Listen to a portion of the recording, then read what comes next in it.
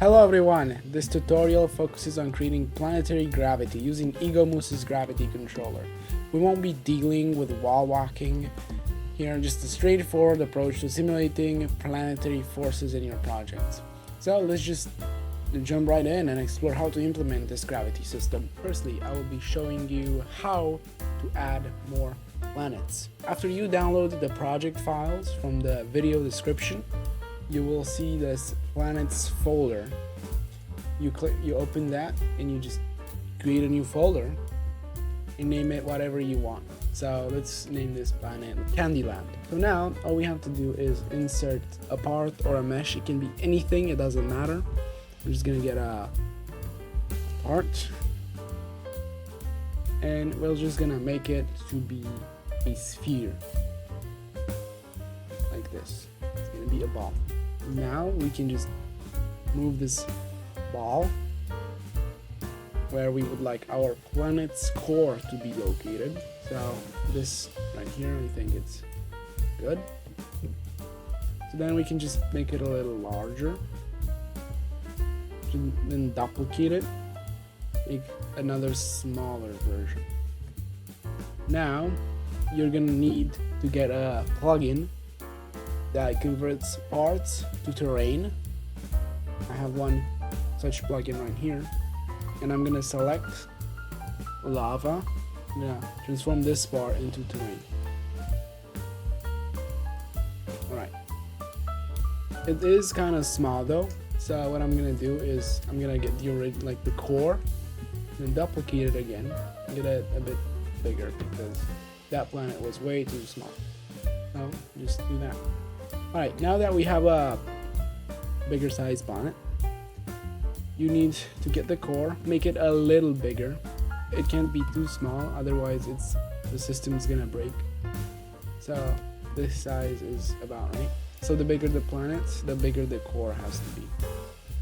So I'm just gonna make it be this size. Alright, now you rename your part to can be anything, but each core of each planet has to have a different name from each other. So I'm just gonna name this Candyland core.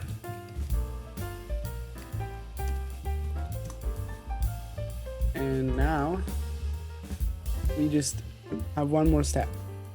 We have to scroll down in the parts properties over to tags, click this button and give it the tag planet. Now this is officially a planet, and I walk right over to the spaceship and get into the seat. Let's just fly out of the planet, look for our new planet, which is right there. You just fly over there, and as you can see, we are now locked to this planet, and I can jump out, but as you can see, the ship just gets flung away. So we need to fix that real quick. We need to copy the name of the core and then go to our ship. Open up the ship and change and now select the seat from the ship. Scroll all the way down and add a tag containing the planet's core name, exactly the same. So now this part will be attracted to that planet if it's in the range. Now you want to set a range in order for the planet to be attracted, so you will copy a script from another core, which is copy, and paste it into this core.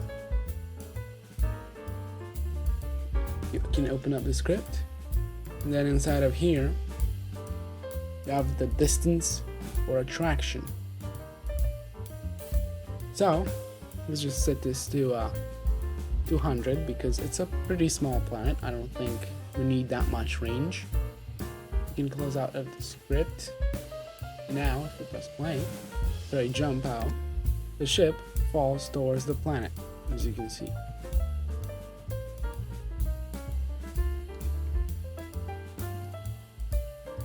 But if the ship gets out of range, So outside of those 200 studs, the ship will not have gravity anymore.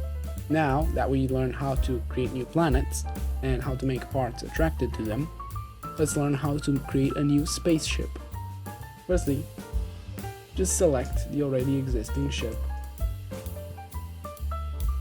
and then duplicate it. Secondly, just delete the mesh parts and core and just keep the seat. The seat is currently transparent, but you can make it visible again, just adjusting the transparency level. And you can just go to the toolbox, search for a mesh, for example. You just get a spaceship.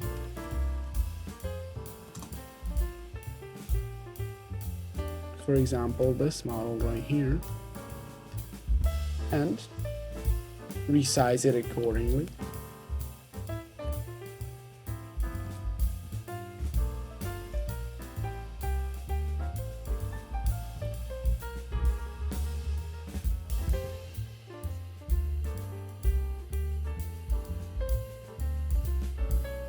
Place the mesh inside of the model.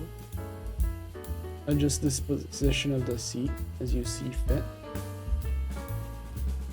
And of course, weld them together.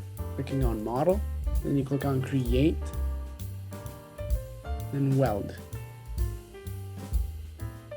Now these two are welded together. I can just leave this be.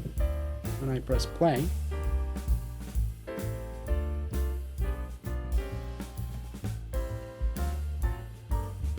we have our new spaceship, which works exactly the same as the other one.